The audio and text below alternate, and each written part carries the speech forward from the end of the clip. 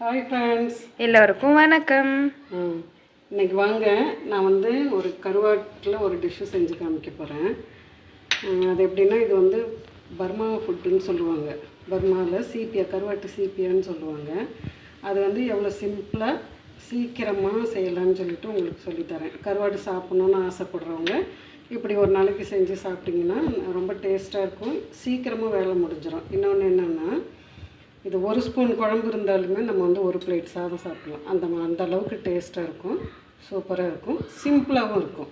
அந்த மாதிரி ரொம்ப வதன்னு போடாமல் உங்களுக்கு சிம்பிளாக எப்படி செய்கிறதுன்னு நான் சொல்லித்தரேன். வாங்க பார்க்கலாம்.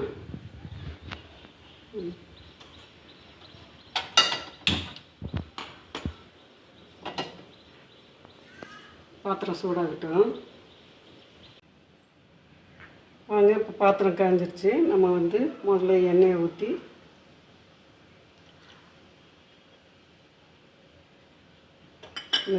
கருவாட்டு பீசஸ் எப்படின்னா, இது நல்லா சுடுதண்ணியில் உப்பு இருக்கும் இல்லையா, அதனால் நல்லா சுடுதண்ணியில் ஊற போட்டு ஒரு 5-6 தடவை கழுகி நல்லா பிழிஞ்சு கழுகி எடுத்து வச்சுருக்கேன்.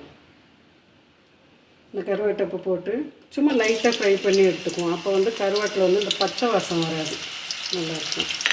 அதனால் லைட்டாக ஃப்ரை பண்ணி எடுத்துருவோம். இதே மாதிரி நீங்கள் செஞ்சு பாருங்கள். ரொம்ப சிம்பிள், நிறைய ஐட்டம் கிடையாது, ரொம்ப சிம்பிளாக இருக்கும். நல்லா சாப்பிட்ட மாதிரி, ஒரு நான்வெஜ் சாப்பிட்ட ஒரு ஃபீல் இருக்கும். வாங்க, இந்த அளவுக்கு கருவாடு வறுபட்டால் போதும். இதை நம்ம அப்புறம் எடுத்து வச்சுக்கலாம். ஒரு பாத்திரத்தில் எடுத்து வச்சுட்டு மற்ற ஐட்டங்கள் பண்ணலாம்.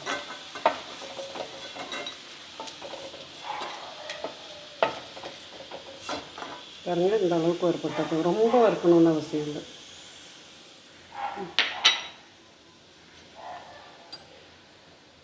இப்போ இதில் 2 வெந்தயம் போட்டுக்குவோம். வெந்தயம் போடும்போது பார்த்திங்கன்னா அதோடய ஃப்ளேவர் நல்லாயிருக்கும். இது இந்த பர்மாக்காரவங்களாம் இப்படி தான் போடுவாங்க. நான் அதே மாதிரியே செய்வேன்.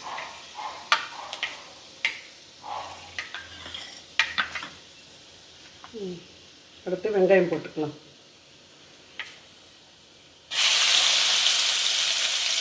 வெங்காயத்தை நல்லா பொடியாக அரைச்சி வச்சுருக்கேன். கருவேப்பிலை,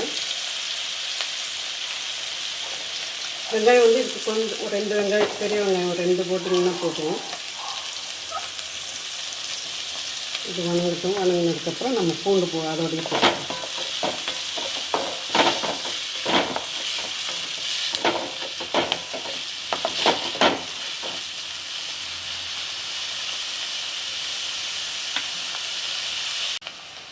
வாங்க, வெங்காயம் ஓரளவுக்கு வணங்கிடுச்சு. அது கூடயே இந்த பூண்டு பொடியாக கட் பண்ணி வச்சுருக்குறேன். இந்த மாதிரி பூண்டையும் போட்டுருவோம். போட்டோம்னா அப்போ நல்லா நம்மளுக்கு இந்த கருவாட்டோட கவிச்ச வாசம் வராது. பூண்டு வயிற்றுக்கு நல்லது, பூண்டோட ஃப்ளேவரும் நல்லாயிருக்கும். நான் மோஸ்ட்லி எல்லா ஐட்டத்துலேயுமே கொஞ்சம் பூண்டு நல்லா சேர்த்துக்குவேன். இந்த மாதிரி சாப்பரில் கட் பண்ணி நிறைய சேர்த்துக்குவேன். இதே கொஞ்சம் அந்த பூண்டோட இது நல்லா கொஞ்சம் ஃப்ளேவர் வரட்டும். வெங்காயம் இந்த அளவுக்கு வணங்கினா தான் நமக்கு குழம்பு நல்லாயிருக்கும். இப்போ தக்காளி அதோடு போட்டுக்கலாம். இதுக்கு தக்காளி கொஞ்சம் நிறையா தேவைப்படும், ஏன்னாக்கா நம்ம புளி ஊற்ற மாட்டோம்.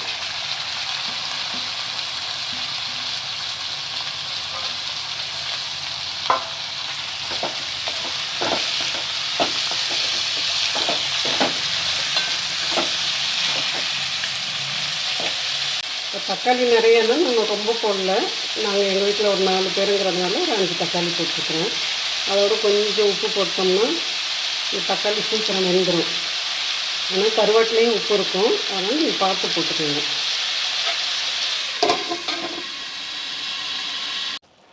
பாருங்கள், தக்காளி இந்த அளவுக்கு நல்லா குழைவாக வேகணும். நல்லா மசிஞ்சிருச்சு.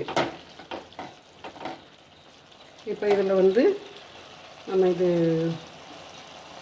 குழம்பு மிளகாத்தூள் எடுத்து வச்சுருக்கோம், 2 ஸ்பூன்.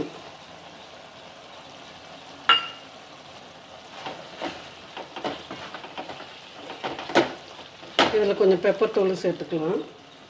பெப்பர் சும்மா ஒரு 1/4 ஸ்பூன்.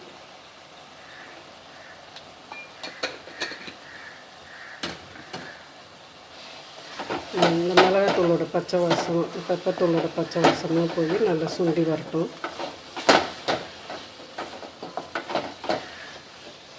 அப்படியே கொஞ்சம் நேரம் மூடி வச்சிடலாம்.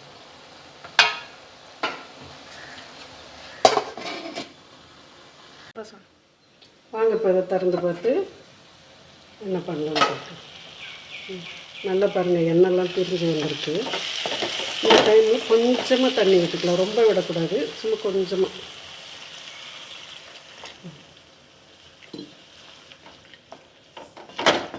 தண்ணி அப்படியே கொதித்து வரும்போது நம்ம அந்த கருவாட்டை கொதி போட்டு இறக்கிட்டோம்னா அருமையான கருவாட்டு சீப்பியாக பர்மா டிஷ்ஷு ரெடி.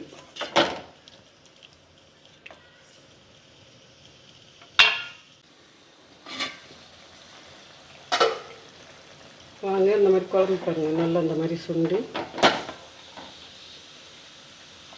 நல்லா ஃப்ளேவர் நல்லா வருது. இப்போ இதில் வந்து கருவாடு போட்டு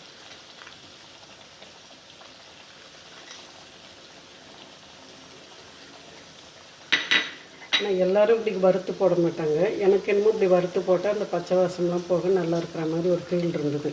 அதனால் நான் எப்போ செஞ்சாலும் இதே மாதிரி செஞ்சுக்குவேன். எனக்கு ரொம்ப பிடிச்சிருந்தது. கொஞ்சமாக தான் குழம்பு இருக்கும், ஆனால் நல்லா நிறைய பேர் ஊற்றி சாப்பிட்லாம், அந்த அளவுக்கு நல்லாயிருக்கும்.